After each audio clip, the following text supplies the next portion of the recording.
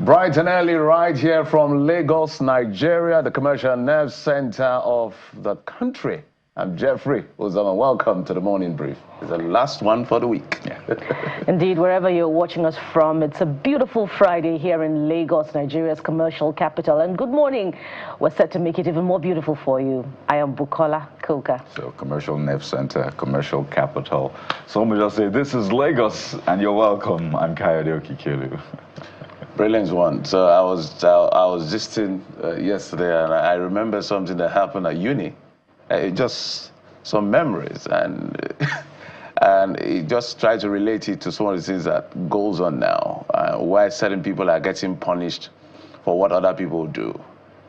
So certain people have access to our national purse or whatever, and then they mismanage these funds, and all of us suffer the brunt of their mismanagement. So I was writing this exam. I've always wanted to write an exam where I know all the answers. Where I say, 6 questions to answer 4. And I said, okay, he says, I'm spoiled for choice. I was writing. I was going pretty well. It was like in an amphitheater. So I didn't know the person behind me was copying. So I was just going. And then the invigilator came and changed my seat. Well, I didn't know what was going on. I just changed it so I continued writing. And then the supervisor came into the hall and said, why did they change my seat? I said, I don't know. I just wanted to write. So why did they change your seat? The woman who changed my seat, the invigilator, kept looking at me and looking at the man. I said, Madam, why did you change my seat? Tell me why you changed my seat, because I don't even know what. But she just kept quiet like a constant situation, just stood there. The man said, oh, you're raising your voice, you're intimidating her. That's how I collected my papers. My exam ended. End of story. That's how I left the hall, just I written enough to pass. End of story. I have a very weird question. Do you know what the guy that was copying you got? I don't even know. Do you know the guy?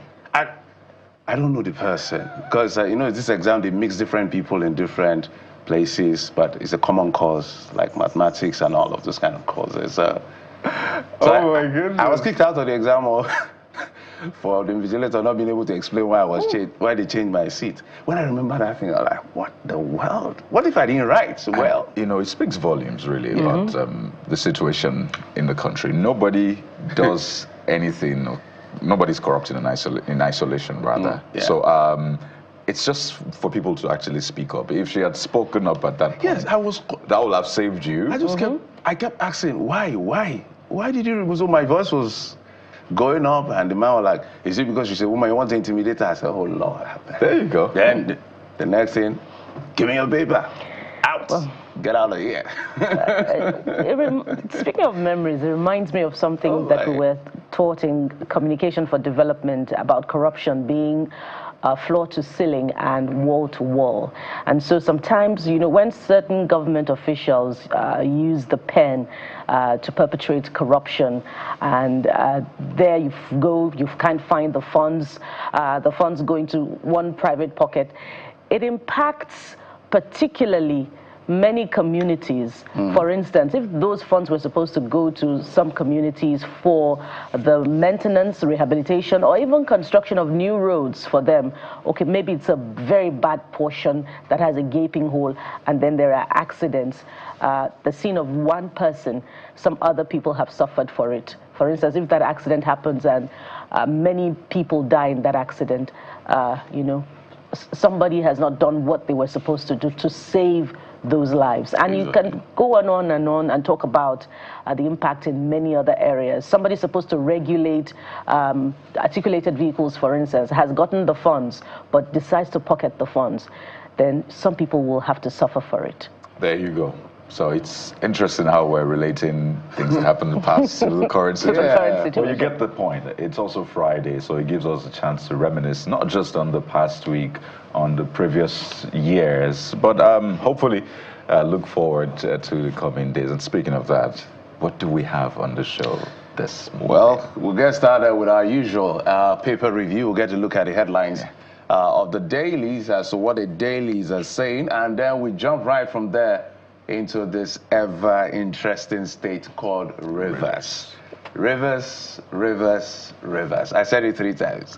And Rivers is in the news again, and this time it's an internal issue between the PDP as to who is going to head the leadership of the PDP State Working Committee, exactly. So the court had given a restraining order, and some people, the caretaker committee was set up, but the people that were restrained are now saying, look, we're still in charge.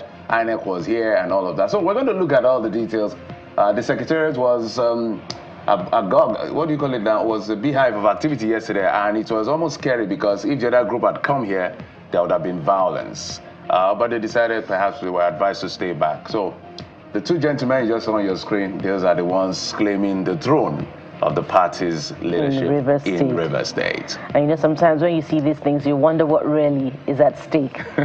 One day, one trouble for River State. Really? Okay. What's at stake? I think we all know what's at stake. We already know what's at stake. But hey, the next one. The next one. Well, what happens when there is a leak, you know, in an oil well, and then it explodes? How long really should it take for a repair work to be done such that it doesn't impact significantly on the community? Well, we'll be looking into something that happened in a community in River State just about 5 days ago, and its impact on the people there. So stay with us for that conversation. So that's a wellhead that exploded. So you're seeing that smoke, the fire. You don't want to be close to that. It looks like it's actually burning on water.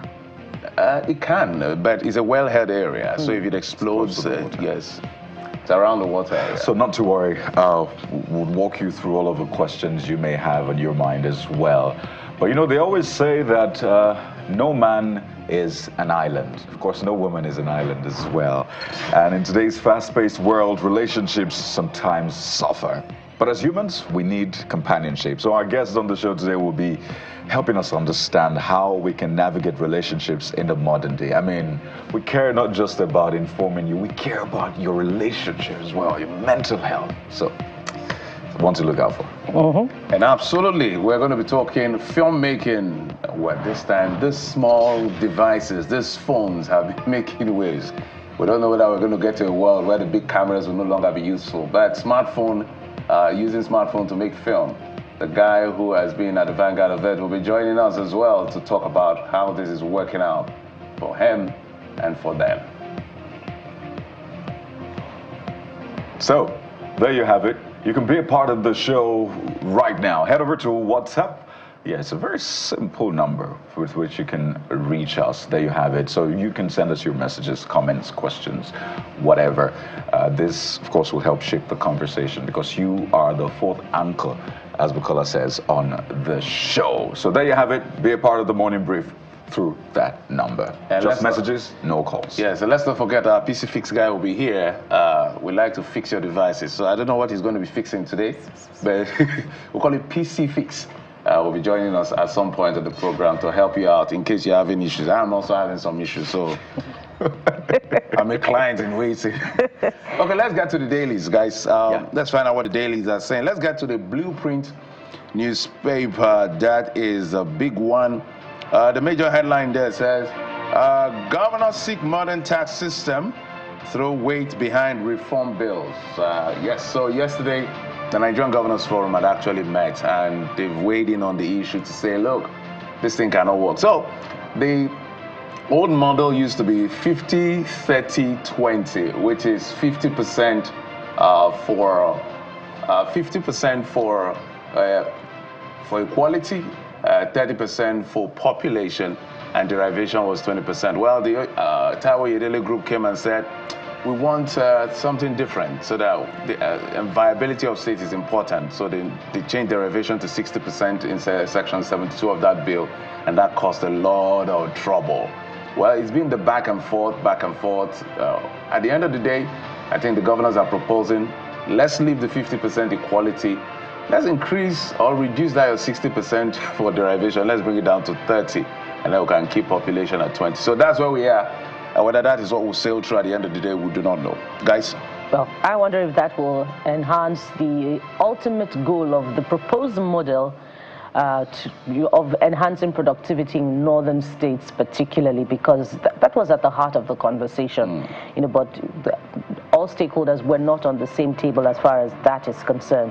There's a picture of the day on the inside pages of Blueprint newspaper. I just want to show you the picture of the day, and there you have it.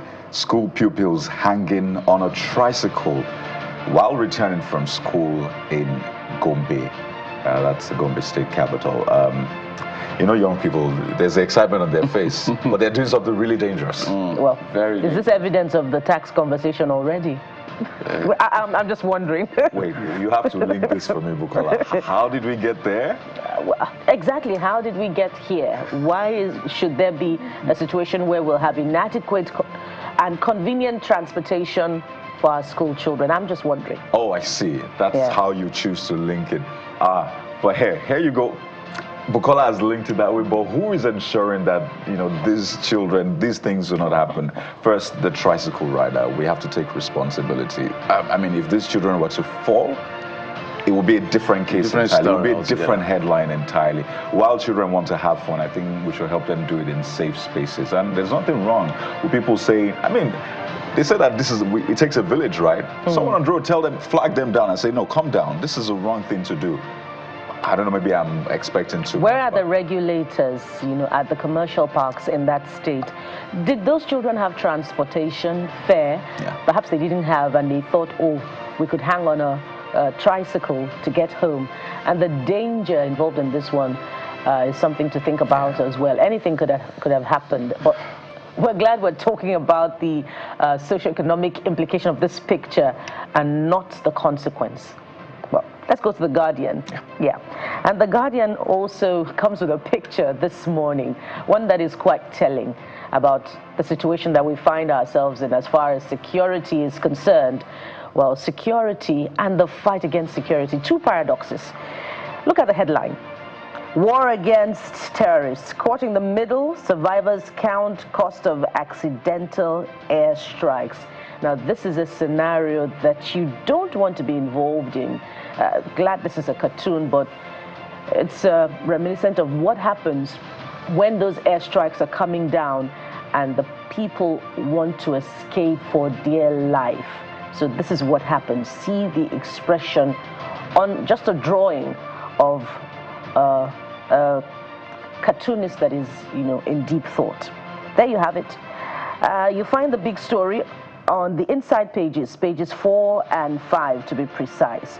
Now, there are other stories on the front page. Of course, we've talked about the tax reform bill, and you can also reflect on the big catch, another by the EFCC, by the way, EFCC to arraign, okay, this is another story, to arraign ex-bank chiefs over alleged 2.3 billion naira fraud. I think another story there was around this session at the National Assembly, where there was a walkout by one of the senators. It was a joint session when the police IGP had to present the budget and, of course, make it. We all know that some of these agencies, they need their budget reviewed for better and efficient service delivery. But the arguments with two senators who raised objections with the fact that what the IGP was reading was different from what they had in their hand. And they said, look, if I'm going to ask questions, I should have the same copy of whatever the IGP is reading. I don't know how that happened, but there were back and forths, shouting match, you know, but people left and all of that. Well, they eventually continued. Well, you know, Jeffrey, this reminds me of something you said a few days ago on the same set. Those who prepare our budget, is it a copy and paste situation? Sometimes, apparently, it's what I do not doubt that is what it is. It's a 2,000-page document. So there are certain things they may not have even said. I've seen a situation where I think I raised it here when we had one of the ministers, where a ministry that has been created is now in another ministry that is not supposed to be, you know, some of those things. So, and I keep arguing, I say, you prepare this budget, changes have been made in the administration, and you prepared it, gave it to our president. The president can't look through all of this and goes to present something that is all over the place. It doesn't make sense. It doesn't. Somebody has dropped the ball there. It doesn't make sense. Well, in case you're wondering what that video was about, what played out in the Senate, we're going to show you on the trends. Okay, we'll show you the video the moment the lawmaker walked out, what exactly transpired. So stay with us right here. We'll have that for you on trends, as well as reactions that have trailed that. But let's go over to the front page of the Nigerian Tribune. The Nigerian Tribune also leads with the VAT conversation. And this is what you have. Governors propose new VAT sharing formula.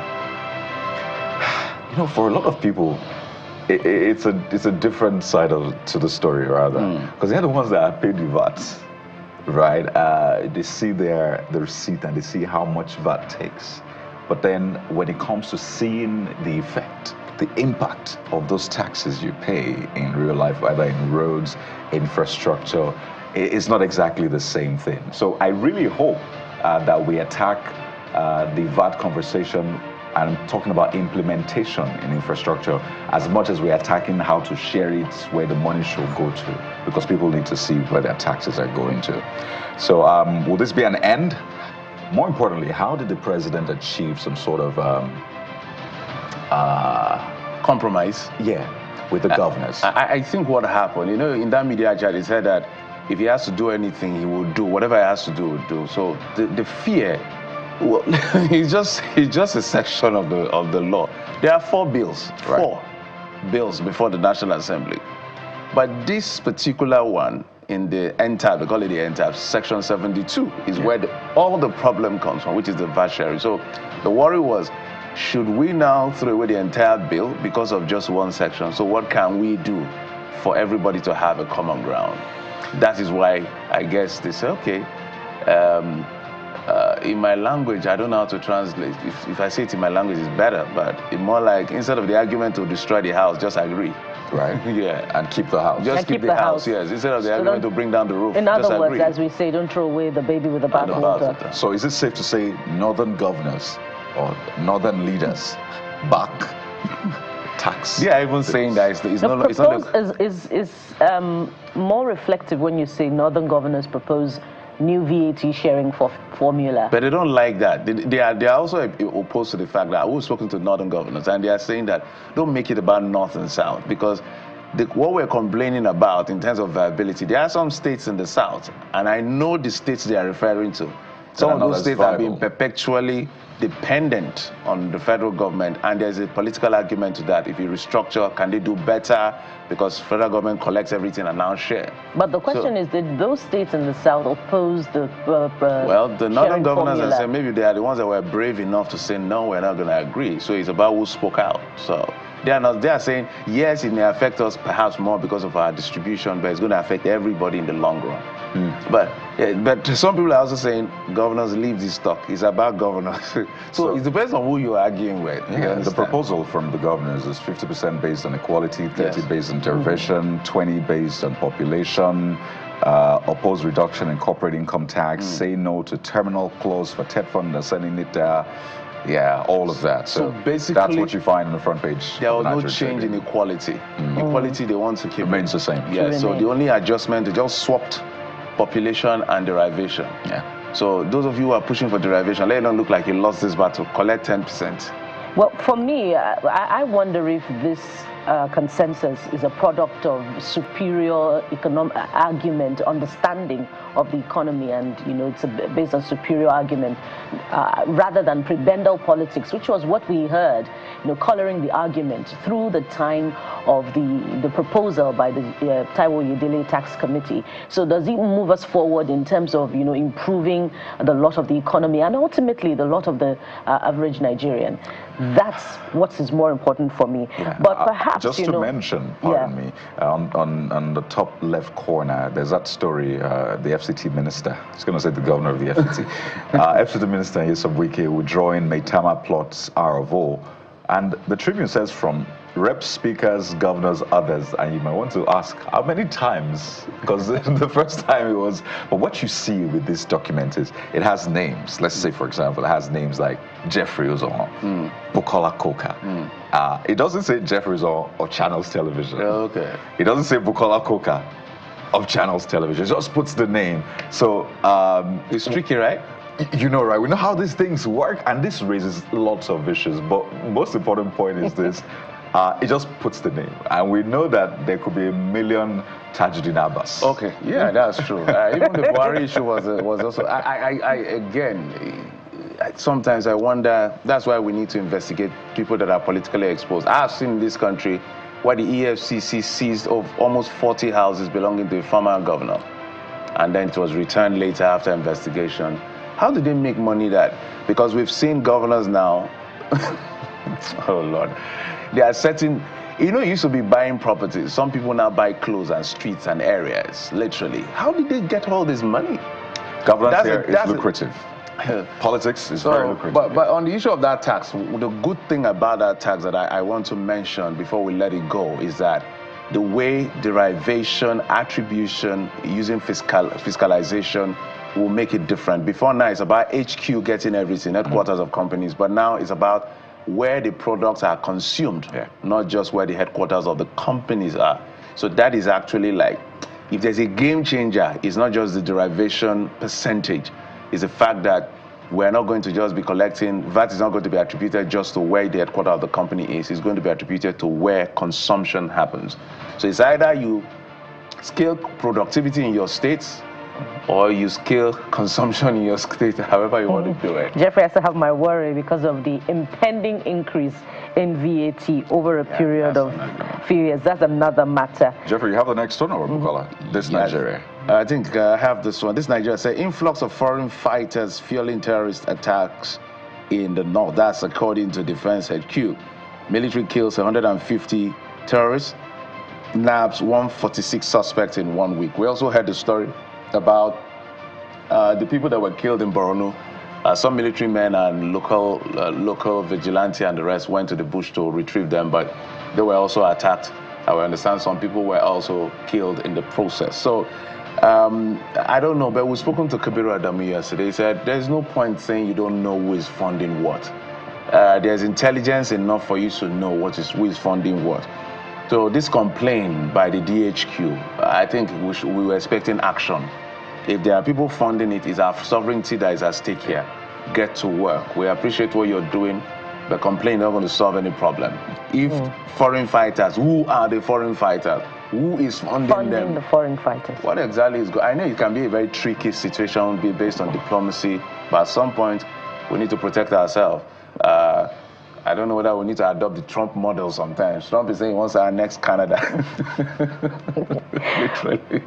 And there's an abundance of data, that could help fight terrorism out there. We keep registering for new forms of identification from NIMC to BVN. But does it get us anywhere as far as the fight against insecurity is concerned? Big question there. Just before we go, guys, there's one story that I'd like us to look at. Ohaneze leadership, Ogbako Ekwere strips Azuta Mbata of traditional titles and honors. It's been a contentious issue. Whether Ekwere people are Igbos. Some are saying they are, some are saying they are. So it's clearly divided now. They are a pro, and there are those who are not. So Azuta Mbata is from Obiakwa local government, where Nyesom Wike and the rest of them come from. And during the election, Nyesom Wike said, look, I am not Igbo.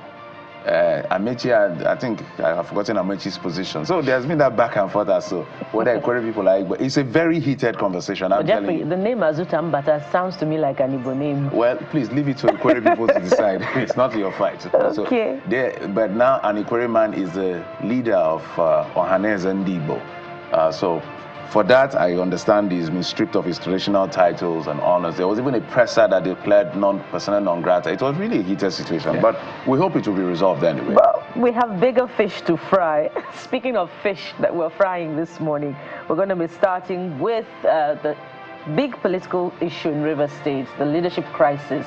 So who holds the leadership, the PDP structure in Rivers State? We'll find out after this time out when we begin the conversation. Don't forget, you can be a part of the conversation using our WhatsApp handle. Just send us your questions, your concerns. You can send pictures as well. When we return, we'll begin in Rivers State. So stay with us. We'll be right back.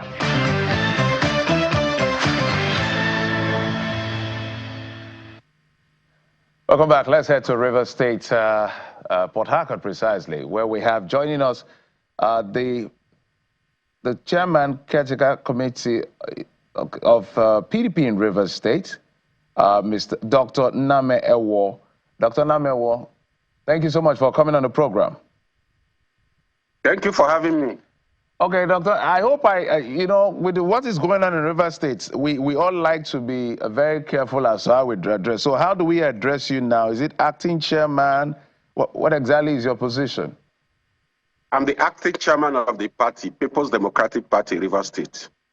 Okay, so that we establish that. Let's also say that we invited the other parts, you know, the embattled chairman of the party. We're talking about Aaron Chukwuemeka's, the PRO of that part, Dr. Kenneth Yowika, who is the State Publicity Secretary. We hope he can join us on the program so we have a balanced conversation. But we're happy Mr. Ewo has joined us. Mr. Ewo, walk us through what exactly is playing out in River State here, how you emerge as the acting chairman, because we know that when Desmond Akawo, so walk us through, when Desmond Akawo, who is now at the federal level in one of the commission, was the chairman of the PDP in River State, who was the deputy chairman of the party? Okay, thank you very much. The Desmond Akawo-led PDP Executive Committee of the party was elected in 2020. Desmond Akawo was the chairman, Aaron Chukwuemeka, the deputy chairman, and I served as the vice chairman, Rivers West Senatorial District. And by PDP succession plan, in the absence of the chairman, the deputy takes over. And in the absence of the deputy, the vice chairman, Rivers West, takes over. By succession, I'm the rightful person to take over, now that the court have removed Aaron Chukwuemeka. But before we get to this point, at the end of our tenure, when we were serving, before we served out our tenure, Desmond Akawo has resigned his position, and Aaron Chukwuemeka was in acting capacity. When we served out our tenure, sometimes in June, July 2024, the party at the national level directed that all those that have served out their tenure be allowed to serve as caretaker members for a period of 3 months. That the list should not be changed. Unfortunately, Chukwuemeka Aaron, led by the FCT Minister Yeso Wike, went ahead and changed the entire list, removed myself and all those loyal to the governor of the state, and then made changes to the list. As a law-abiding citizen and as a party that is responsible, we didn't take the laws into our hands. We approached the court. Thereafter, the party ordered that there should be congresses. Because we were already in court, the court said, please, there should be no congresses in River State until such a time that we resolve the substantive issues. But Aaron Chukwuemeka and co, led by the FCT minister, went ahead and conducted the congresses at the various levels, the ward, LGA, and the state. It was these congresses that were held in contravention of the court order that produced Aaron Chukwuemeka and co. Today, we thank the courts, we thank the judiciary for rising up to the occasion. You cannot put something on nothing. The party says, allow those that serve out their tenure to continue as caretaker for 3 months. Aaron Chukwuemeka and co, led by FCT minister, changed the list. But today, the court has come to our rescue. The court said, because you cannot put something on nothing, all the exercise you conducted, the congresses you conducted, is a nullity. That is the position of the law today. Because PDP have a succession plan, that there is no vacancy. In the absence of the chairman, in the absence of the deputy, the vice chairman, Rivers West in the taste, takes over. That is what gave rise to my position today. I'm the rightful person to take over the reins of the party. So when because all of the decision of the court is pending the substantive issue. So do we have like a timeline that your leadership is supposed to hold forth? For how long are you supposed to be in charge? At the interim, we are the state executive committee of the party. Until such a time that the national body of the party decide to conduct a proper Congress in the state. It is the national body that will now determine the fate of the state, not the court anymore. The court has given his verdict, and we have complied with the court order. We have actually complied with it. But Mr. Ewo, listening to Mr. Chukwuemeka yesterday, he said that they conducted congresses duly monitored by INEC, and they have letters from PDP National to prove the legitimacy of their own EXCO, the leadership of the PDP. And apart from that, he also said that they were not named in this court order that is restraining them from parading themselves as the authentic EXCO of the PDP. How do you respond to this? Well, it's not about who monitored the Congress or who didn't monitor the Congress. They held Congress in contravention of a court order. The court says do not conduct congresses, but they went ahead to conduct congresses. You know the style of Unyeso Wike. You know his style. Do the damage, cause the destruction, and go to court to legitimize it. That is his strategy. That has been his strategy. But how do you... It causes trouble, causes damage, then goes to court to legitimize it. Whether INEC monitor the congresses or not is immaterial. What is material at this moment is that the court says do not conduct the congresses. How do you explain them not being named in the court process? They went to court against the party, not Aaron Chukwuemeka. Aaron Chukwuemeka was a product of the Congress. He was not supposed to be a party to that suit. The party in the suit is People's Democratic Party, not Chukwuemeka Aaron. Chukwuemeka Aaron was a product of that Congress. There is no way it can be a party. So it's the PDP. We went to court against the PDP. So which faction is the PDP National backing now? Is it your faction or Aaron Chukwuemeka's faction? Because he paraded a letter yesterday proving the legitimacy of his own leadership of the party. The National Party, as far as I'm concerned, the National Publicity Secretary issued a press statement yesterday supporting and congratulating my leadership. The National Party, PDP at the national level is behind our leadership. Because there is no way Aaron Chukwuemeka and co can continue because the court has removed them, and so they remain removed.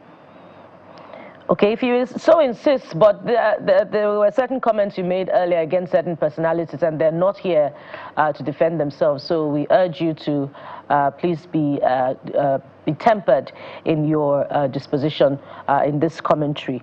So as you insist now that they go to court and they foment trouble, how do you propose that the EXCO in the state goes about resolving this matter?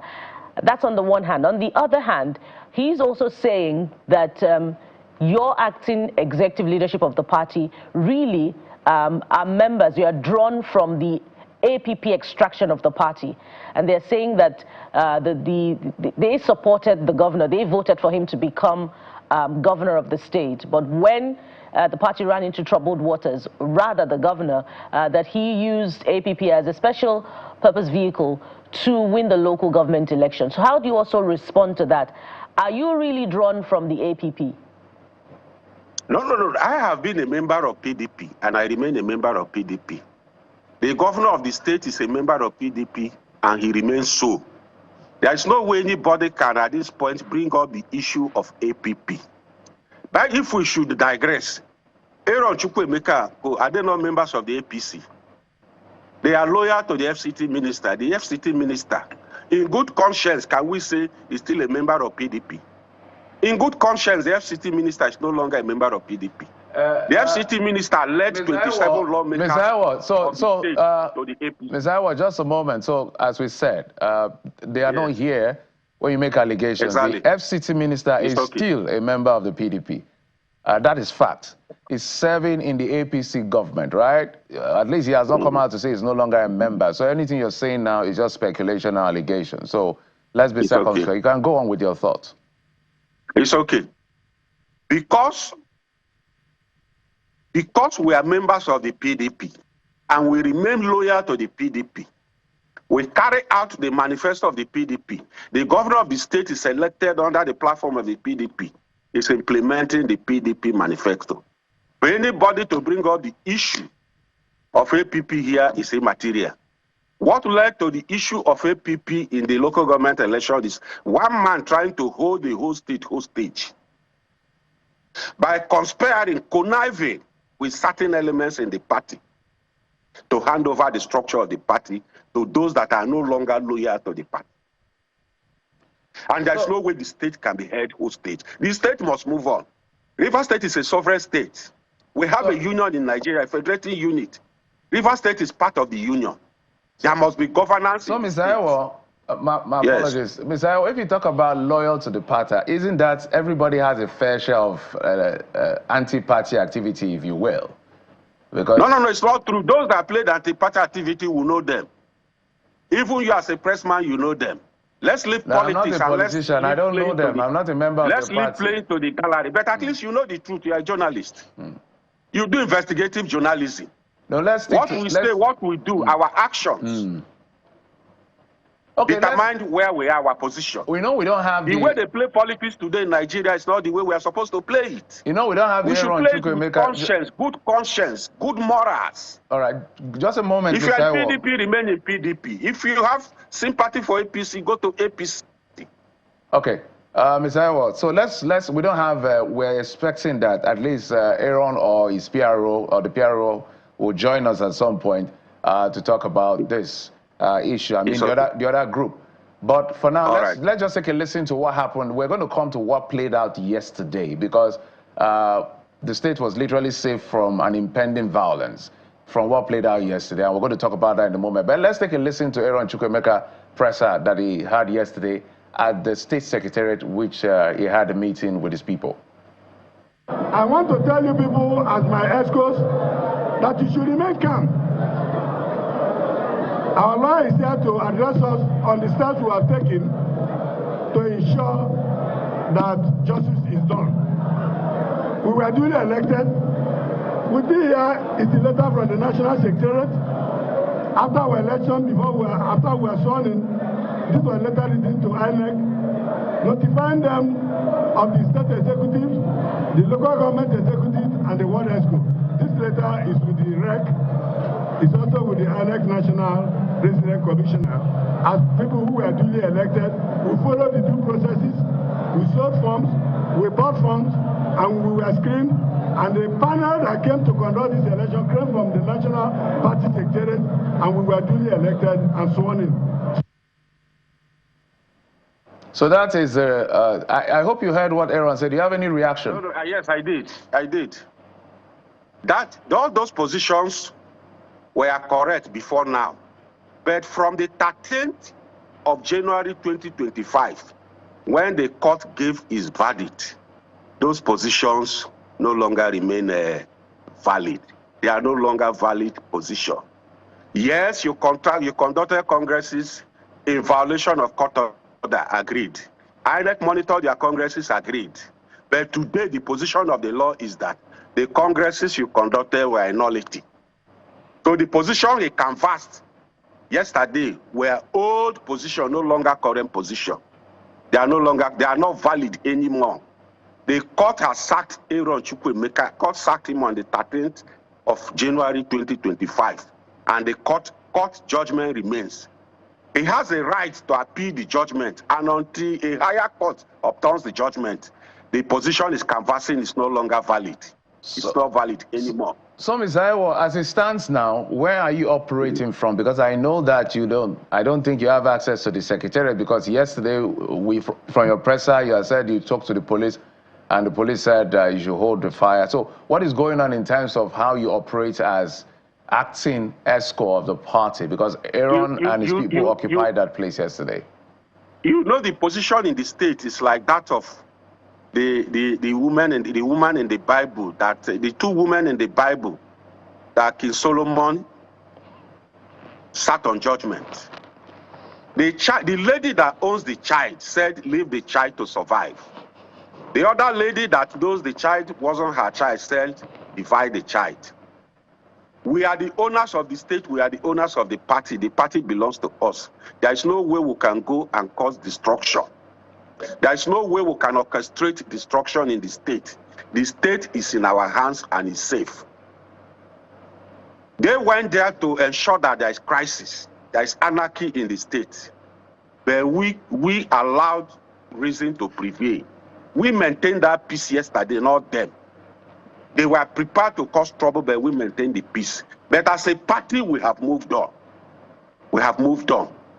We will in no time take over the party secretary because the party secretary belongs to PDP, not anybody, not an individual.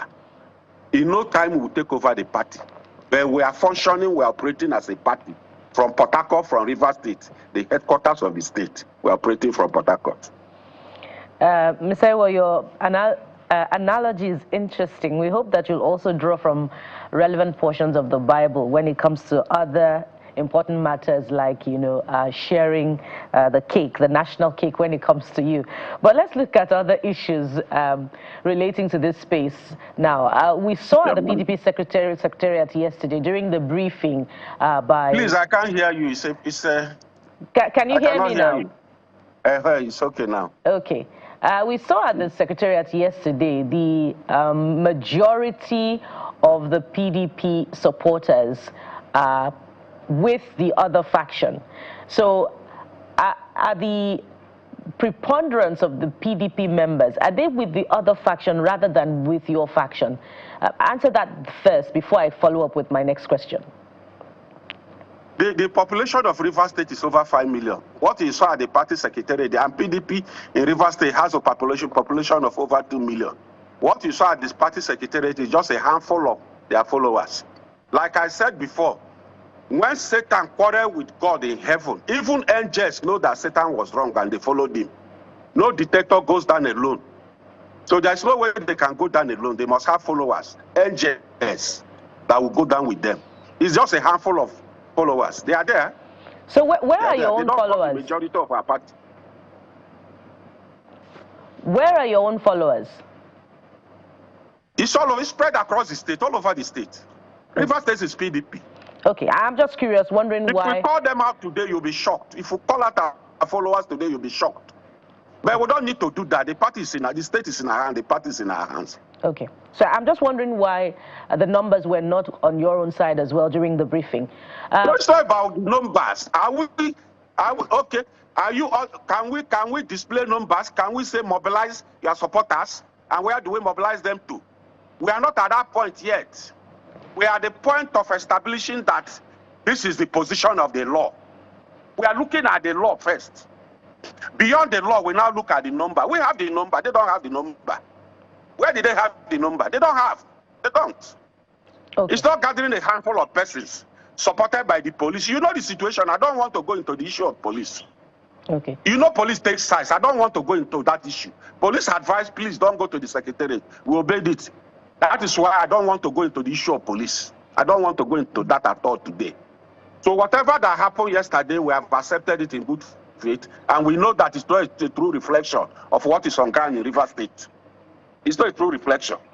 Okay. How many were there in that secretariat? All right, what is the size of the secretariat? All right, Mr. Ewo, during your briefing yesterday, you also said that some moves were going to be made, some of which will include carrying out investigation for participation in anti-party activities. I wonder if, based on what you have said, I wonder why your numbers did not reflect in the outcome of the local government elections, for instance, that we saw APP winning in the majority. Will you be looking into that space as well to find out what exactly happened and who is responsible for the majority of the numbers going to the APP rather than the PDP, which owns the state? And if you find out the results, will you be prosecuting them or investigating, so to speak, to determine who was involved in anti-party activities? Well, I mentioned yesterday that in the next few days we will set up a disciplinary committee to look at issues of anti-party activities from 2023 elections to date. not just anti-party activities, members of the party that are involved in actions, activities that are capable of bringing the party to disrepute, that will look at all. In the next few days, we will announce the committee. When the committee is announced, we'll give them terms of reference. And when they are given terms of reference, they will begin to invite those that are party members, those that are involved in anti-party activities in 2023 general elections, those that were involved in anti-party activities beyond the 2023 general election, those that are still mortgaging the party today, those that have decided to hand over the party to the All Progressive Congress, we will investigate all, and then we'll come up with a report. All right. Like I said, those that needed to be sacked, we will sack them from the party. Those that deserve suspension, we will suspend them. Those that deserve to remain in the party, they will remain in the party. But we are ready, we are in a position today, we are prepared to win the big stake. The era of impunity, we want to bring it to an end in this our party.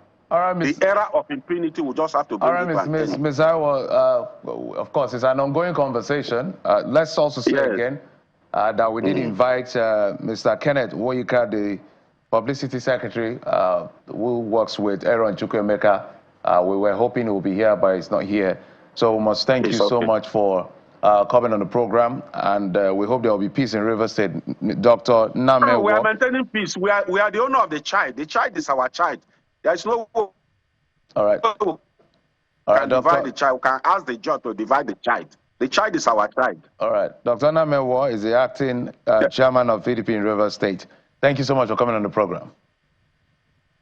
Thank you. Thank you very much for having me. All right. And, well, Rivers is always an interesting conversation, Bukola. But we'll take a quick break. When we come back, we'll switch gears to other part of our program. Join us again. So let's walk you through some of the trending topics right now. And we begin with that video we talked about earlier on. This played out in the Senate. And this usually happens during budget defense. You see walkouts, you see tensions flaring, you see all sorts. But yesterday was quite interesting because we had the Inspector General of Police coming to speak about the budget of the police. And then one of the senators raised an issue. He looked at a document in his hands and said, well, this is different from what the Inspector General is reading to us. So I'd like you to watch a little bit of that exchange that played out yesterday at the Senate. Let us know what you make of it. I will, of course, take some of your comments. So this played out yesterday at the Senate. Noted. Provide targeted funding. Observation, point of order, Mr. Chairman. We don't have a copy. Then I will leave. I will leave a copy. What are we reading now? What do you want to do? That we are acting in the head. Mr. Chairman.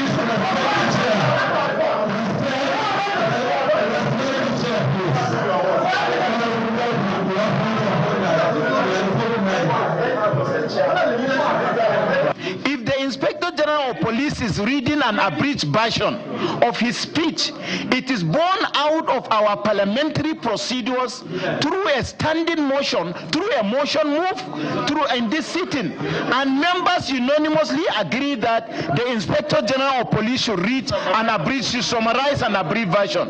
So I think I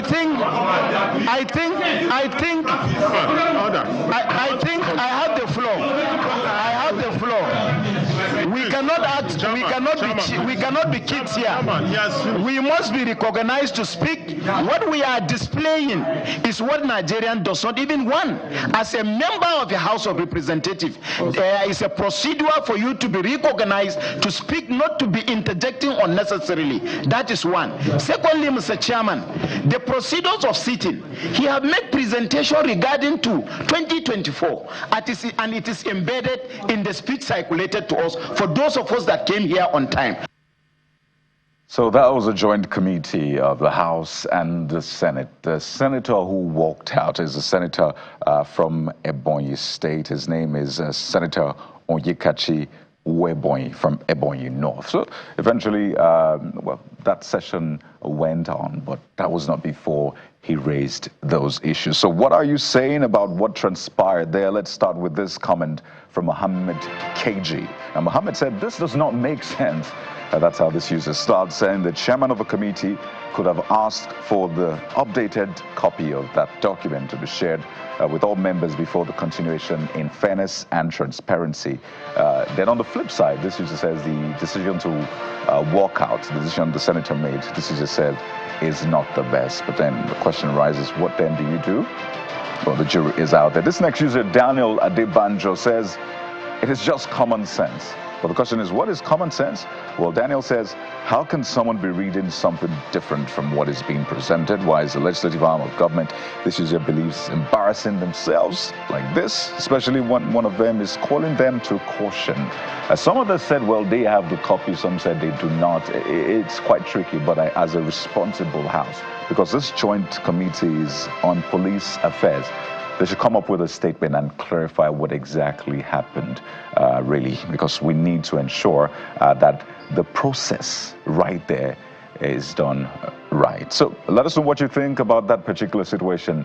You can do that on WhatsApp. But let's move on to this next talking point. And again, we referenced this, and it's been a series of revocations of certificates and ROs. So yesterday, another list was released from the FCT, that's the FCDA, and we have about 568 land allocations revoked by the minister of the FCT. Now, what caught a lot of people's attention, some of the names on that list are names they are familiar with, but there's been that debate. Are those really the people? If they are, was that really done by them or someone else? Lots of questions being asked about this. But this first user, Mohammed Ismail, says, this is why I like this man called Wike. So you see, he has a fan base, apparently.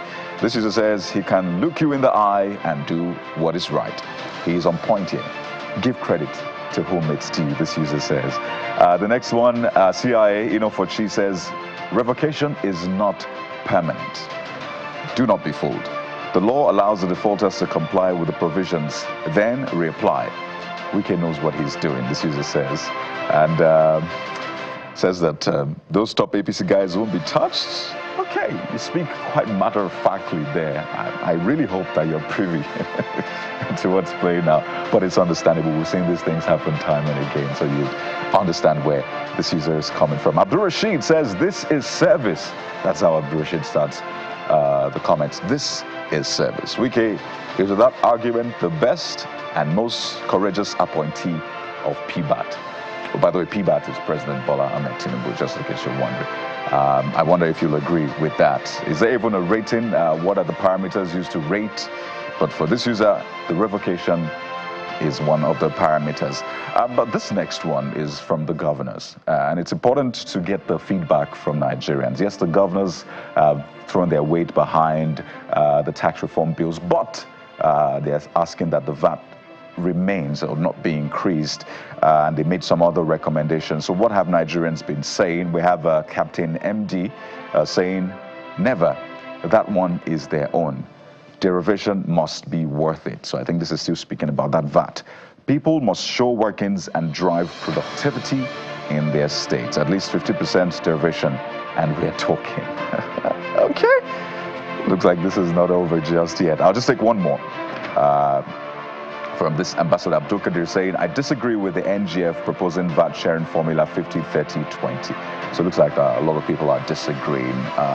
All this conversation will happen on the floor of the National Senate. That's why it's important to pressure your lawmakers. Let them know what you think about this, so hopefully they can take it there.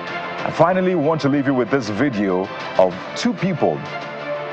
One, the governor of Osun State, and another is an unusual candidate or an unlikely candidate, former INEC chairman Atahiru Jaga. Guess what they were doing? but they were showing off their skills on the drum. So like, watch this. I see they're not just good, or at least they're not just in governance, they can also work in entertainment.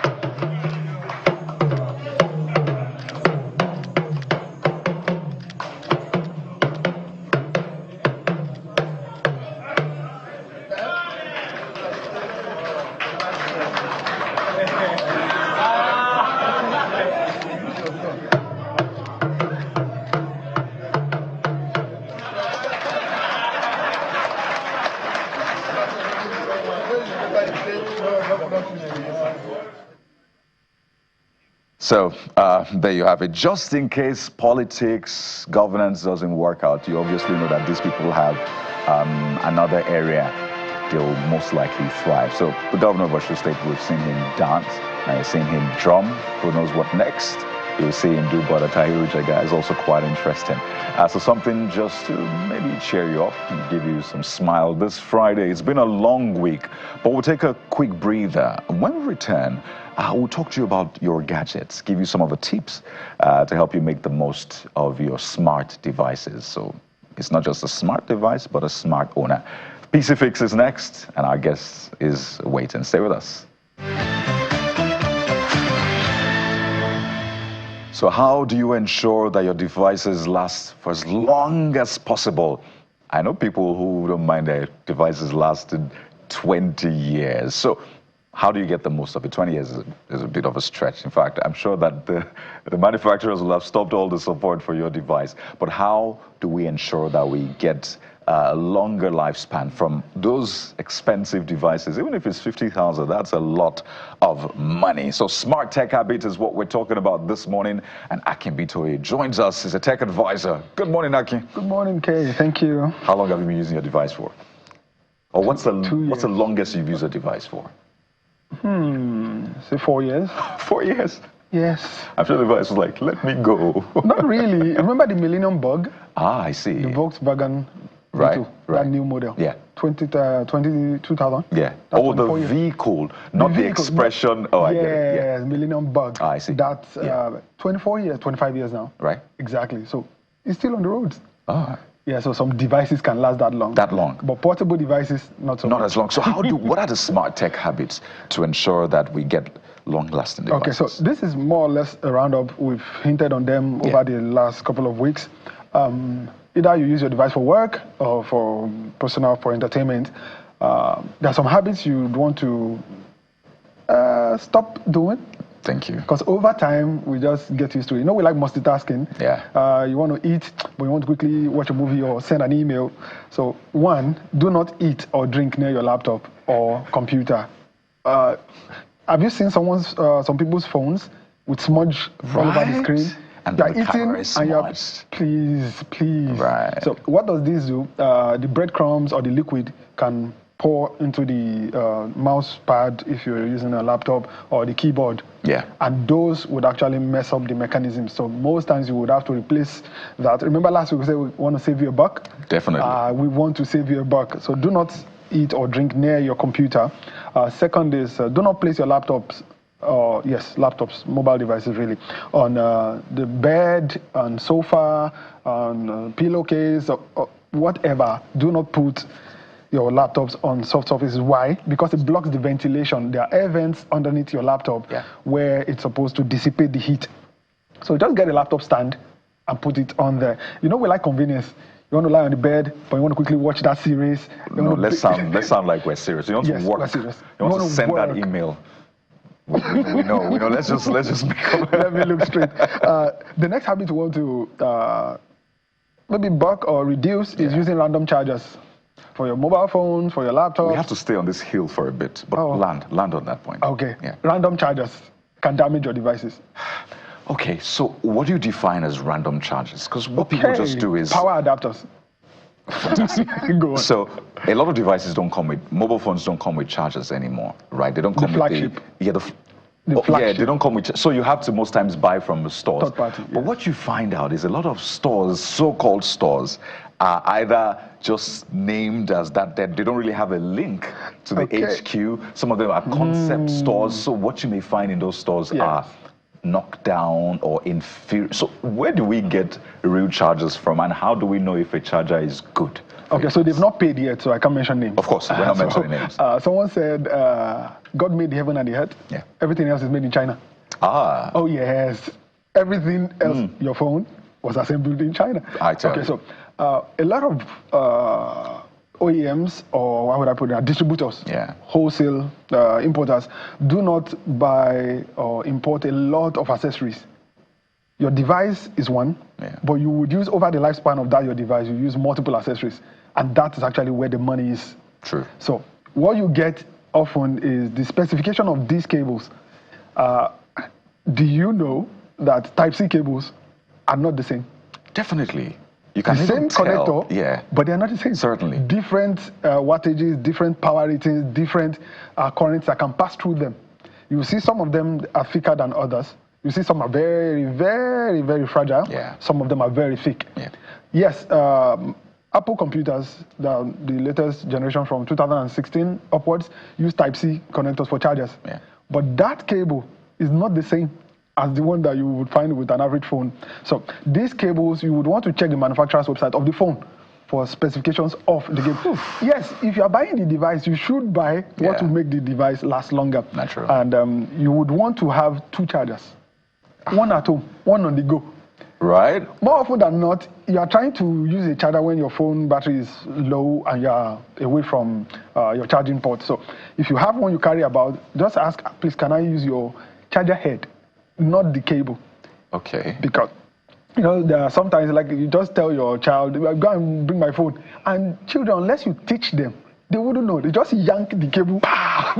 you almost scream like, do you know how much that cost me? Oh, yeah. So one of the habits you would want to do is, please, you can show them, or you yourself, just go get your phone. Yeah. Do not yank the plug or the charger from the phone. Wiggle a bit, then bring it out. The manufacturer has put this there, and they have a lifespan. Plug in and unplug it, plug in and unplug. They have a lifespan. When it's done, you have to replace it. Go. Okay. Next thing you want to do is be wary. There are some chargers, that's the connector now, that are bent. And you would not know. You just try and wiggle it, and it's only Type-C that is not orientation specific. You can plug it anywhere. But the micro USB and all the previous chargers, you need to be very aware. If you are trying to plug in a charger and it's not working, know that the manufacturer did not manufacture it to be hard. Right. Something is wrong. But like, this is no entry. You just put force it in Nigeria. Thank you. You've been there. The next tech habit is, please do not overcharge your devices.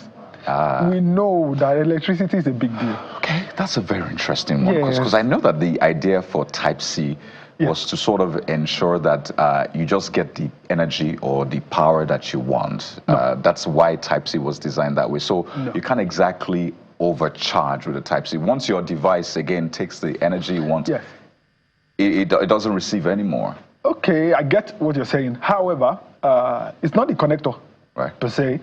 Technology manufacturers of these devices have built in technologies that will make it, once it's fully charged, you should unplug. Why? So that the battery can discharge. When you plug your device and it's 100%, it's no longer charging, but your battery is not discharging. So you just keep the battery. And you're wasting energy as well. Obviously you are. You're wasting your hard-earned depending on the band. Thank you. Energy. Exactly. So unplug when it's fully charged. Allow your battery to actually fully discharge. Oh, fully discharge. Yes. Well, I like to do that. So I only charge when it's about 3%.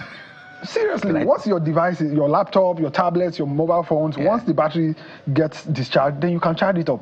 Then that is a healthy life cycle for So do you charge it fully? Because what I do sometimes, charge to 100%. Because it's quick charge or fast charge, I charge to 50, 60%. Oh, yeah. Then I don't wait till 100%. No, it depends. But the battery is meant to charge and discharge. That's a cycle. I see. And they have a lifespan of about 1,500 charge cycles. Then you have to replace the battery. You notice that. So lastly, all this will prevent costly repairs. Yeah.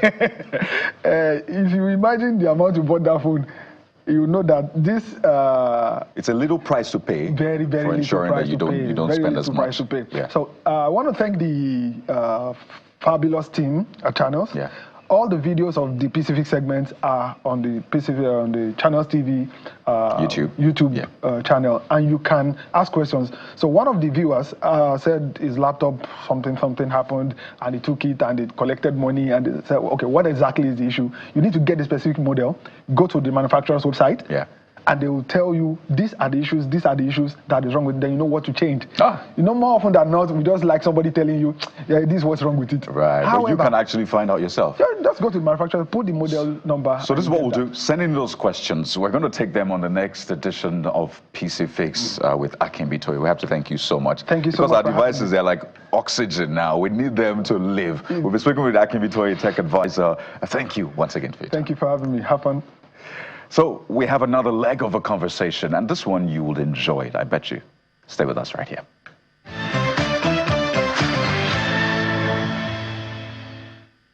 Well, from fixing our laptops, let's head over to River State, where there is a big need to fix our communities. What we can tell you about this incident is that there was a fire outbreak at Wellhead OML 15, a facility operated by the Nigeria National Petroleum Company Limited, NNPCL, in Buguma Flow Station in Asari Toru local government area of the state. And that fire lasted about 4 days with an impact on the community. We saw in that report by our correspondent Charles Opurum, environmentalists calling for action, remedial action, because the livelihoods of the people have been damaged. Now, this seems like an all too familiar story in the long history of oil exploration in Nigeria's Niger Delta. Well, we'll not tire of having that conversation. Before we introduce our guests, let's get a soundbite from that community in particular. Natives of this community are very unhappy. They say the flames have been burning for the past 4 days non-stop, but that the crude oil spill has been on for roughly 1 month now. And they are asking the federal government to put pressure on the oil companies to stop the fire, clamp the wellhead, clean up the environment, and compensate all those who have been affected by this flame. It's not yet clear what the cause of this particular spill/fire is, but one thing is clear. It's been burning for 4 days, and the natives of this community are unhappy. From Buguma in Asari Toru local government area of River State, Charles Opurum, Channels Television News. Well, joining us now is Mr. Celestine Akpobari. He's a human and environmental rights defender who joins us virtually from Port Harcourt. Good morning and welcome, Mr. Akpobari. Good morning, Nigerians. Thank you for having me. Well, let's start with what we know, or some more that we should know about this oil spill and fire. From what our correspondent says, the fire has been burning for 4 days. But what exactly may have caused the oil spill, which, according to reports, has been happening for far longer than the fire? Well, I work in the Niger Delta. I work in the creek, and I know most of these things. You don't need to tell me that the cause of what you have just seen is equipment failure and lack of routine, checks. These guys, the oil company operators, don't do routine checks. In fact, they are just there for profit. The same guys that their fathers came for slave trade here, they are people who came for colonialism here. They are the same people that have come to permanently destroy the environment, what is left of the environment. And they do that with reckless abandon. And the more, you talk about this, the less attention the government gives to it. That is the most worrying aspect of it, that the government that is supposed to protect our environment and the citizens of this country will rather support, these slave masters that have come to destroy what is left of our environment. And it is so annoying. If you check the pipeline, this pipeline were laid in the 50s, more than 5 decades today. Even if it was God that created the pipelines, they are old. and roasted. You know, they are overdue for change. But these guys don't do that. They only do shortcuts just to make profit, and that's why they declare billions of dollars every year as profit. Why do you think that they declare billions of dollars as profit? It's because they are not doing the right thing. They are not doing what they are supposed to do. This one you are not talking about 4 days. There are places where the creek has been on fire for more than 2 months before they reluctantly even give attention to it. So, and that is why you are hearing about divestment now. They are done with it was an assignment that this country, you know, should be completely destroyed. All right, Mr. Akpobari, so let's try and stick to facts and maybe minimize speculations. So let's talk about what exactly is the cause or what happened. Is it wellhead or the pipeline? And is this about lack of maintenance or vandalism? I want you to speak to facts that you're familiar with. I'm sorry that you don't live in the Niger Delta. If you live here, you will say more than I'm talking about. Whether it is pipeline or wellhead, it's the same negligence of the oil company. They have what it takes to do the right thing, but they are not doing it. What they are doing outside Nigeria is not what they are doing here. I'm telling you about the people that don't do routine checks. Mr. Akpobari, I'm not disputing your position. I just want to get facts. It's only facts we can work with. Is it wellhead that exploded or pipeline that got burst? And is it a question of maintenance or vandalism? Just stick to the facts. When there is an oil spill like this, until that fire is put out and there is a JIB, joint investigation, you will not know the real cause. But right now, I can tell you for free that it will come out of negligence of the oil company operators. Okay, so how long? Because has there been any incident of maybe recorded deaths? We can see how destructive the spill, the destruction of the effect of the destruction of the spill on the environment. You can see literally crude oil in the hands of people and water. These pictures, it's quite a sorry sight. If anybody who knows about crude oil, any aquatic life there is as good as gone in that place. So has there been any incident of casualty? What else do you know? Well, as far as I know, every human living around that environment that breathes in the air from that spot is a living corpse already. Death starts from there. That environment does not have any potable drinking water. It is this same water that is being polluted now that they drink. So death also starts from there. The fishes that we begin to take in the crude, when these people went in the midst of poverty, when they see dead fishes, they thank God and they pick them, eat. That is another death. So you will not actually see the real death now, but in months to come, when people begin to have lung sicknesses and cancer, that is when you will know. But I can tell you that our people are dying every day from things like this. Can you imagine what is being pumped into the air? Can you imagine the volume of hydrocarbon that is in the air? In a place that does not have hospital, in a place that people's livelihood have been completely destroyed. So death is everywhere. It cannot even count when it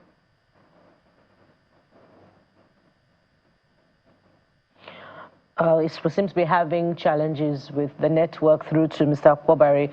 It's just in a bid to getting a fuller understanding of what may have happened that led to the oil spill in the first place, because there are different accounts. Some accounts revealed that the community is accusing the Air Force of being responsible. Some others are saying that, you know, the wellhead happened, the leakage began when security operatives were trying to ward off oil thieves from the wellhead. So we were just trying to find out if the accounts tally. Which security operatives are being referred to in the other account? Is it the same as the Air Force that the people are talking about? I wonder if you got that, Mr. Akpobari. I didn't get you quite well, but if I hear you, you are referring to the particular security agency that is in charge of policing the waterways? Not quite. There are different accounts about what may have been responsible for the oil spill in the first place. Some accounts say that the leakage began when security operatives were trying to scare oil thieves from vandalizing the wellhead. And others say that the members of the community themselves are saying that it's the Air Force that is responsible. So I wonder if you have heard any of this, and if you in fact have information that support or debunk these accounts. Well, I don't think that the victim here should be blamed. the community people, they are the victim here. If there's any person to be blamed, one, the oil company that is supposed to police their facility, then the particular proper security agents that were policing the place. They will exactly tell us what happened. But I don't want us to begin to blame the victim, because that is what they do all the time.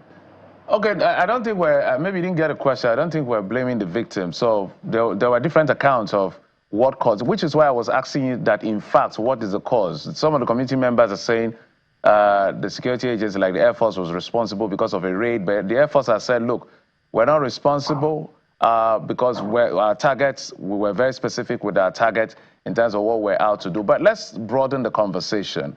So you have watched that environment for many years. How bad is it for people who don't understand what we're dealing with here? The environment is dead, completely dead. If you are talking about facts, so let's go factual now. The only scientific report that has come out on the assessment of Niger Delta environment is the UNEP report on Ogoni. And UNEP report states that as of 2011, when that report was released, that there is hydrocarbon in the air that people breathe in Ogoni, that the water the people take is 1,000 times worse than level recommended by World Health Organization, that as at then, the 5 meters of the land was dead, and that in every water that they take, there is HCM coated with crude oil, and that there is benzene, a cancer-causing carcinogen, in the water that they take in Ogoni. I'm sure that Ogoni is less polluted than some of these areas that we are seeing in Bayelsa and other parts of the Niger Delta. So the environment is completely dead. I don't wish that you will take a boat ride. I flew with the former Minister for Environment, Excellency Amina Mohammed, across the Niger Delta, and I came back and I couldn't eat for more than for days. And anytime I go to the field myself, for a week I will not be okay, because water in my tongue will not actually get the real taste of food for more than 1 week because of what you're taking. So, and in the absence of potable drinking water or whatever, you will be thirsty, you will drink. So the environment is worse than you see on the television. It's dead completely. Don't forget that our people are predominantly fishermen and farmers. It is the money they get from fishing and farming that they use to train their children in school, take care of their medical bill. There is no family that does not have a generator. It is that same money. But in the absence of means of livelihood, just imagine how many people that are out of school. Imagine how many people that are dead because they could not get Medicare. Imagine the level of poverty and hunger. So the environment is completely dead. And I wish that companies could be tried for ecocide, the same way some people are tried for genocide. But what is happening here is worse than what you call genocide. Well, I'm sure the PI, Petroleum Industry Governance Act, is quite clear about the protection of the people's rights once this kind of spill happens. But talk to us about why this has taken long and the necessary intervention that should be carried out by the regulatory agency, that would be the National Oil Spill Detection Agency, NOSTRA. Well, you know, we have been clamoring for the independence of Nostra. You don't expect Nostra to wait for the polluter to bring a chopper to take them. They can only take them there after they have done some remedial face cleaning job. Until we take our environment seriously, until we take issues concerning the environment seriously, we'll continue to have this. I will not wait for the polluter to come and take them to the place. In civilized time, what should happen is when once that they get a call that something has happened, they move. They have their facilities.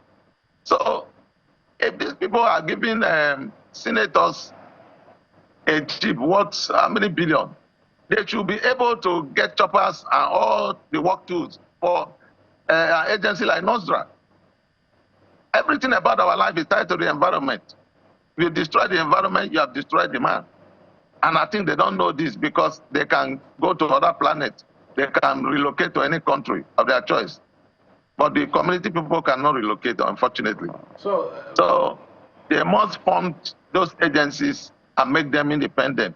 Make them not to depend on the oil companies to do their job.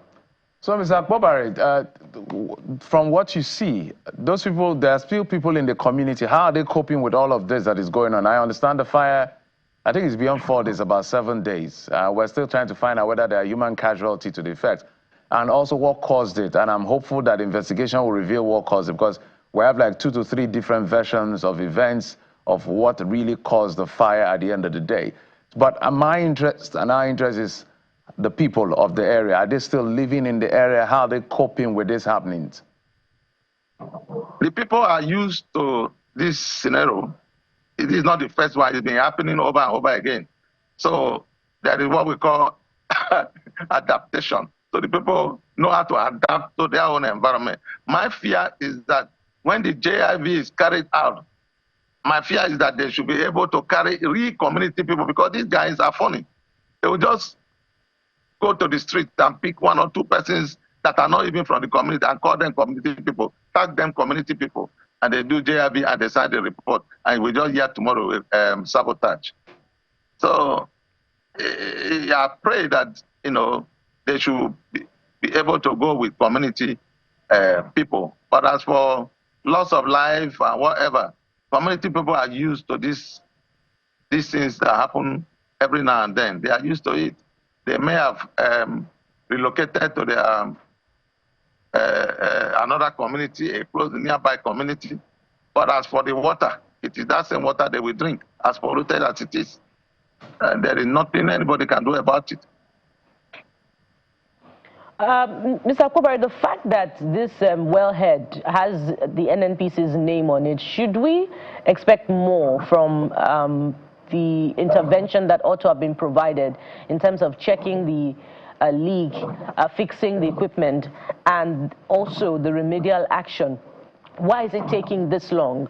Because according to reports, the fire may have been, the leakage rather, may have been happening far longer before the explosion occurred. You know that the oil industry is in Nigeria. And you know the sickness that is plaguing this country. It is worse in the oil industry, corruption. When money is provided for an activity or action, it is not carried out. I'm not sure that we will get a remedy soon, because even the cleanup that is going on, I'm a member of the governing council of IPREP, of the organic cleanup. I'm a member of the council. I'm aware that since that project was launched in 2016 till today, that the government of Nigeria is yet to contribute 1 kobo. Every dime that have been used for any activity concerning the cleanup have been made available by the oil company. Their own part of the bargain, they are complying. But the government is yet to do that. The government of Nigeria does not take our citizens and the environment seriously. And so the NNPC is just about, according to Renew Hope agenda, widening the dragnet, get more oil, get more money. It's just more money and more oil without, you know, protecting the environment and the people that live there. In fact, in their mind, in their head, the whole place called Niger Delta should be an oil field. No human being should live there. It is shameful.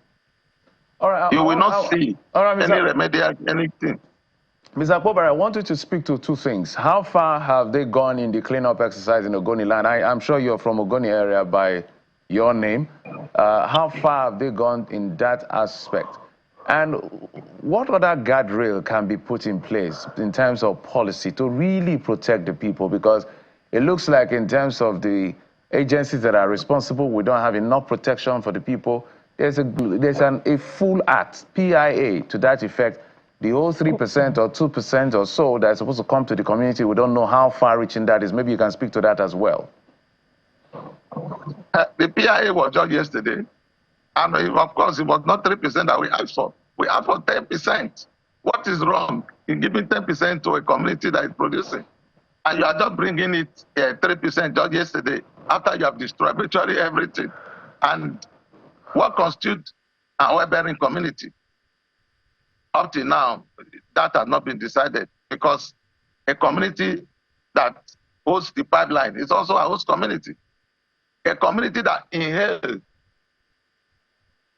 poison from flare site, gas flare site, is also a host community. So that is another thing. The cleanup is going on. It has never happened before. This is the biggest cleanup that will ever happen. So that report was submitted on the 4th of August 2011. Governance structure was set up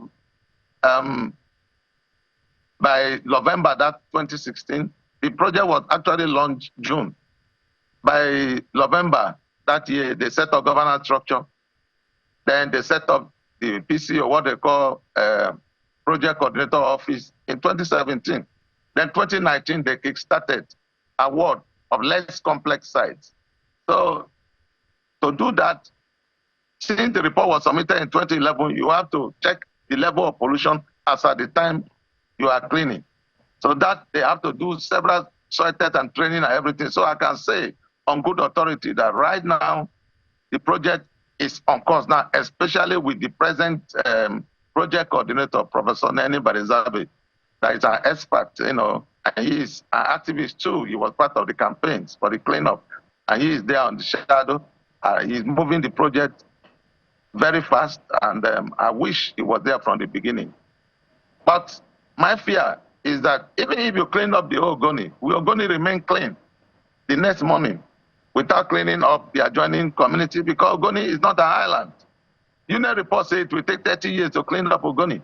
Should other communities wait 30 years before they start cleaning? So what we should do right now is to commence environmental audit of every other Niger community, every other Niger Delta state.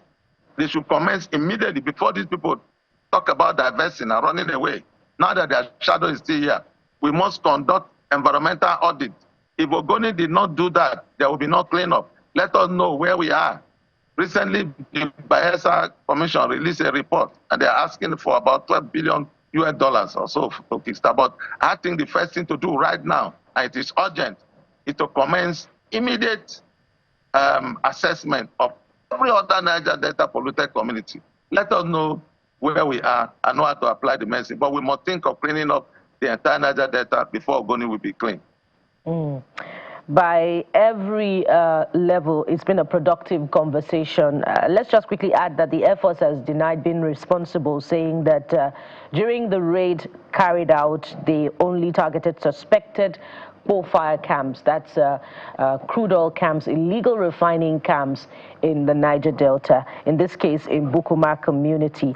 And the other update is that NOSDRA, that's the regulatory agency, says it is yet to get information, it is yet to be briefed about this incident that has been happening, surprisingly, for about a month.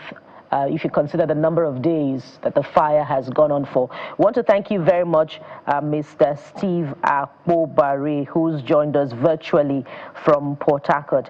He's an environmentalist. Yes, Mr. Celestin, rather. He's a human rights, environmental rights defender who joins us virtually from Port Harcourt. Thank you so much for your time. Thank you for having me. My pleasure. And so we move from managing our environment to managing our personal lives. Kayode has up next for you a very important conversation that you should be a part of. So stay with us. We'll be right back.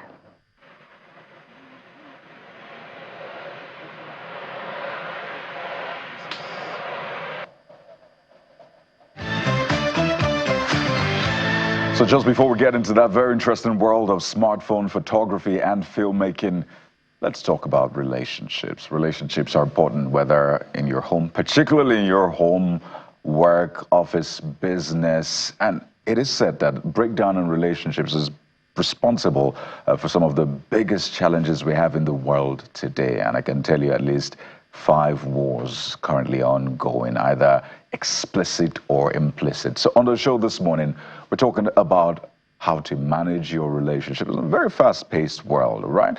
We're joined again by Michael Iwoma, who is a relationship expert, joins us virtually on the show this morning. Michael, you're welcome to the Morning Brief. Yeah, Miracle is the name, actually, and it's good to be here. Forgive me. I was going to say that's a miracle. Your name just changed, but yeah, forgive me, Miracle. So let's talk about relationships. We know how relationships are important to all of us, and I think it goes without saying. But the challenge is always just ensuring that we handle relationships very well. So you are not giving too much in that sense. You're not taking too much. You maintain a balance. And most importantly, get the most from relationships. And I remember the last conversation we had, we asked for some of the major pitfalls that you've noticed in relationships. Well, it's 2025. So let's set the tone. How can we maintain a profitable, productive relationship this year? All right. Thank you very much. That question. Yes, so I think that first of all, we need to set our priorities right, because a lot of the times people say that relationship is the most important aspect of their lives, and it really should be, except that their actions say otherwise, right? Because research has proven that about 85% of our happiness dependent on our relationships, the people in our lives, and usually on the deathbed of people, one of their highest regrets or most regrets is around the relationships they could have given more to or they allowed into their lives. So I think that it's important for us to set our priorities right. If truly relationship is important to us, then we should give the necessary energy, the necessary vibe, the necessary time, the necessary resources that it needs for it to thrive in our life. So I think that's where it starts from, to set our priorities right, and then, give the necessary energy that is needed to make that relationship thrive, right? Even though, like you said, we understand the other aspects of our life that, of course, wouldn't have to suffer because of our relationships, but that balance, even though balance is also relative, because sometimes you would have to sacrifice an aspect of your life in order to give more to another aspect of your life. But that is going to happen phase by phase, and it's just important to be saying what time you need to give more to a particular aspect of your life than the other. So 2 things I wanted to tackle this morning. First, how do you, because I mean, as we said earlier on, a lot of things are fighting for attention. It's a very fast-paced world. So you may not have the luxury of frequency, chatting with someone. And there was a time people used to say 5 hours on the phone overnight, just because you want to talk. I don't think anybody can afford that luxury of time now. So how do you ensure that, in spite of that, you're able to give quality time, quality conversations? You may not have the quantity of time that you want, but the little time you have, you give it the very best quality. How do you achieve that? What are the things that you have to be now maybe more conscious about? Yes, so and you're right, because you don't have the luxury of giving a quantity of time, but you can give quality time, right? And what's the difference between quantity and quality? Quantity is the amount of time you're spending with someone. Quality is the amount of energy, the amount of attention you are putting into that time, no matter how short or long it is. And it is going to take intentionality to do that. You have to be intentional about how you are spending that quality time with that person, right?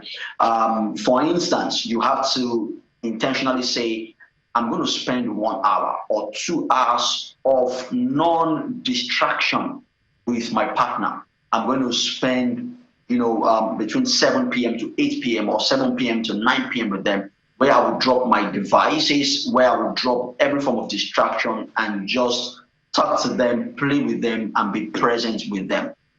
That is more qualitative than being with that person for 6 hours while you are distracted with your phone and what have you. So I think that it's about the intentionality that you are putting about the time you are spending with them that really matter. And they need to see that you are being intentional, you are being present, because it's possible to be with someone and not be present with them, right? Because someone can be face to face with you, but be spending more quality time with somebody over the phone than they are spending with you, right? Yeah. Somebody can be with you in the room and not smile with you, but then they're laughing over a chat that they're having with somebody else on WhatsApp. So it's about being intentional and being present in that very moment. There you go. So the last point as we wind down, managing conflicts. So some will say managing might not be the right thing. Resolving conflicts altogether is the most important thing, right? You don't just want to be papering over cracks and say, let's just manage this fragile relationship. Let's resolve it. It's 2025, as I said. Some people carried over conflicts from 2024 and the previous years into 2025, but we can do better this year. So how do we manage conflicts in a minute? Oh, a minute is really too small. I put you on the spot there, trick you out.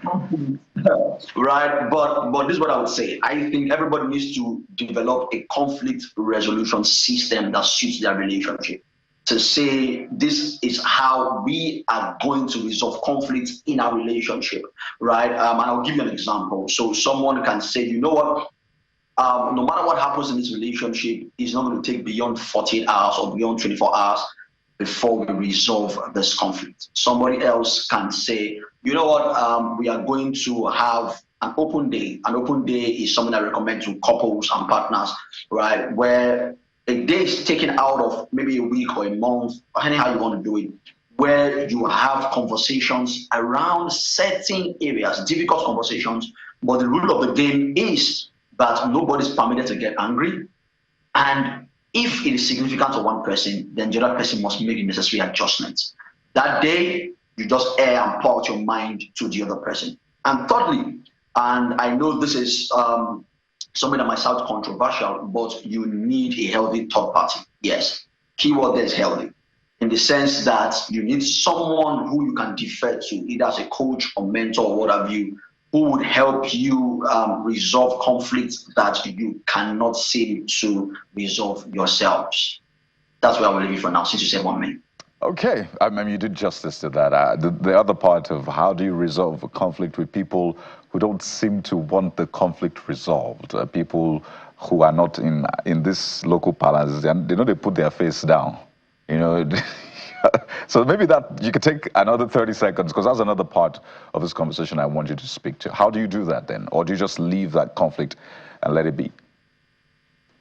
Yeah, the unique thing about a relationship is that it takes two to be in a relationship. You cannot be in a relationship by and with yourself. So one way or another, you need a willing partner, a willing person to be able to resolve a conflict. And what I usually like to say is there is no conflict. The concept of even conceivable difference only applies in a relationship where one person is unwilling to resolve whatever conflict that they have. If you have two willing partners, there is nothing that cannot be resolved. There you go. Miracle Ihoma, relationship coach, clergyman, life coach. Thank you so much for your time. There is no quarrel that cannot be resolved. I like that. But we appreciate your time. Hopefully 2025 will be the year of resolving conflicts. We hope you've taken a cue from that. But right now, we're turning our attention to another interesting conversation. Mobile phone photography, videography. You should see some of the amazing works coming out of mobile phones and how you can do that as well. That's in a few seconds. Stay with us. Okay, the last leg of the conversation, we've been joined on the program by filmmaker, founder, Parallel Media Studios Limited, producer, creative director of Parallel Media Studios Limited. Also, the unique thing about this gentleman is I use a smartphone to make films. Famumi Oluwaseyi joins us right here in our Lagos studio. Mr. Seyi, thank you so much for coming on the program. So good to meet you. Good morning. When I saw this, I was okay. There's a direction this is going. So, before we talk about the revolution that is coming, what motivated you to start, not to carry the big cameras, just to use your smartphone and play, do some of the things you do, the creative work you put out? So in 2020, we were all locked down, right? And movement was very restricted. So what then happened is that you didn't have the opportunity to be able to go out to do what you would normally want to do. So while in my house, in the room, basically thinking and then asking myself questions, I just remember that, there was a time back then in 2019 that I was literally, working with some of my footages, and the camera went off while we were on field. And then I had to use the phone to finish the project, right? So that's how the whole idea for smartphone photography and videography started. And then I actually built a course right there and there in 2020, and that's how the whole thing started. So basically, I found out that the entire evolution is, there's a 1G, 2G, 3G, 4G, 5G. So basically, that's the way it is also with camera. Almost every 3 months, a new camera is coming out, right? So that's the same thing it is. As your phones are coming out, they're actually coming out more with what? A new cameras. So which means that the camera are much more active than they were in those days, right? In the days of 1G, it was basically technology. You just, hello, can you hear me, can you hear me? 2G, what becomes of it was basically text and what? Voice. Then in 3G, you had text, voice, and a little of picture. The days of Sergeant, where you are struggling, and then the picture blacks out. Then 4G, what happens? That's when you all started knowing about 30 megapixels, 40 megapixels. Basically, that's what the cameras basically that they were selling. But right now, we are in the revolution, and the revolution is about video, right? So right now, the 5G is more of what? Visual. So with your phone, literally, you can do almost anything. You can literally shoot an entire film, the documentaries, anything with your phone, because the phone, the camera there is not different from the camera we are carrying to actually shoot the big projects, right? But it's just that it has been made smaller, right? Because technology now makes things tighter, little, and then less stressful. So you said you went ahead and developed a course right there and then. Yes. So what are the components of this course that you use your phone to teach? It's interesting. So I basically started as a filmmaker, right? So basically I did a lot of documentary in the past. So what then happened was that I just literally, drilled down on those things I knew already, because I attended film school, Del York Film School when I was in 2019. So what I learned over time was what I drilled down to mobile filmmaking, because it's actually the same thing. Like I said, camera is camera, whether it is big or small, it's a camera. So the few things you will see in the courses are how to use light, how to operate light. Like I tell people, camera captures light. The reason why you are here now and people can see you is because you are basically lit up. What happens is if this place you go dark, the image is going to change. But what changed the image was because the light went off. So most times in the course I say, imagine stand somewhere in the morning, take a picture with your phone, then go back at night and take a picture with your phone in the same setting, the same environment. What happened? Light change. So the light is very important. So if you understand lighting very well, then you can use anything, as long as it has a camera element in it, you can manipulate it to get what you want. So does this mean that we need to have a basic understanding of, because you have the advantage of understanding basic cinematography. Yes. So walk us through. Give us a free course, FOC.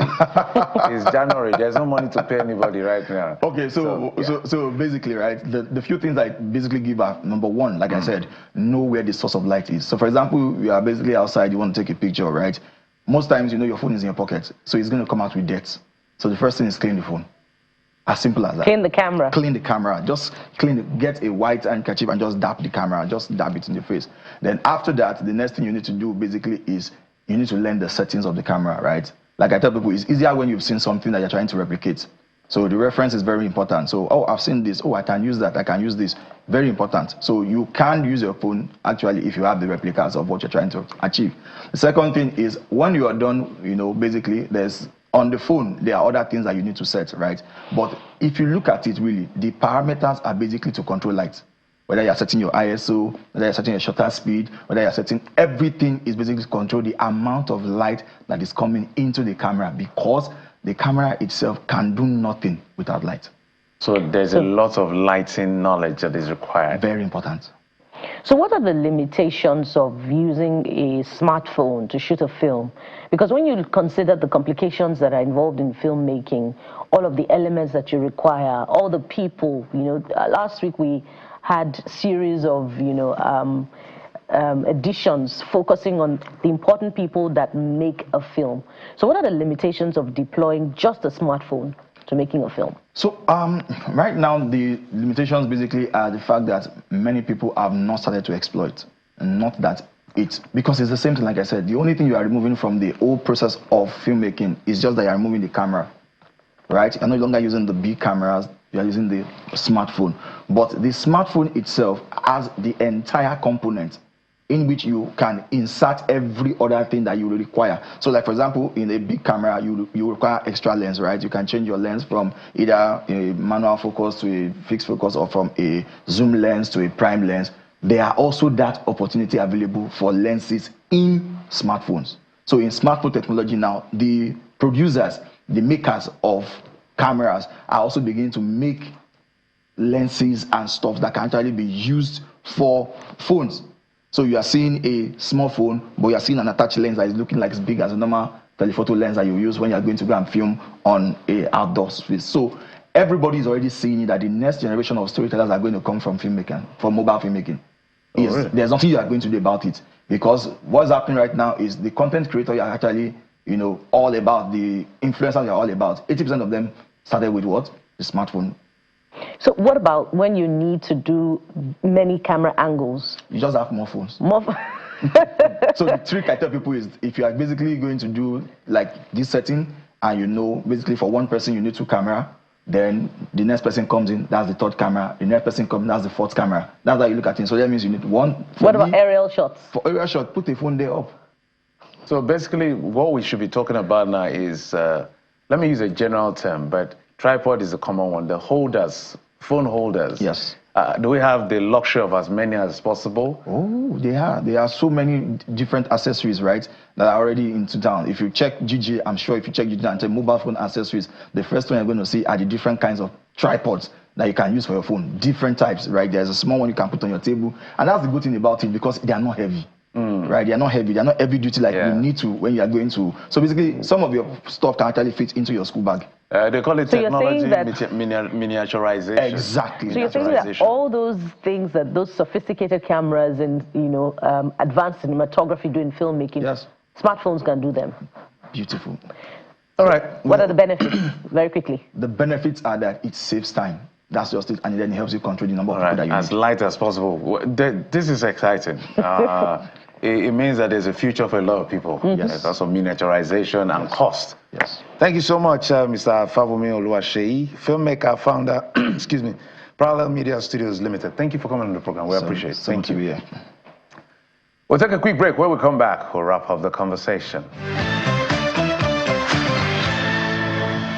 All right, that's how we'll wrap it up right here on the morning brief for the week. What's today's it again? Doesn't really matter. Are you sure it doesn't matter? No, just to help people. This general, I just want to take it as a responsibility. So it's actually not today's date. How many days is to go? It's 13 days. That's today's date is 13 days. I'm not looking at it in that direction. I see. Yes, I'm looking at it in this direction. So 17. So when you say something is closer to 1 million or less than 1 million, which gives you more impact, psychologically. It's how close it is. How close it is. So it's 13 days more, right? All right, that's how it's been. A wonderful week, and we'll be back on Monday. I am Bukola Koka. And I'm Kayode Okikilu. Don't forget Sunrise Daily is next. 13 days to go. And I'm Jeffrey Uzama. Bye-bye.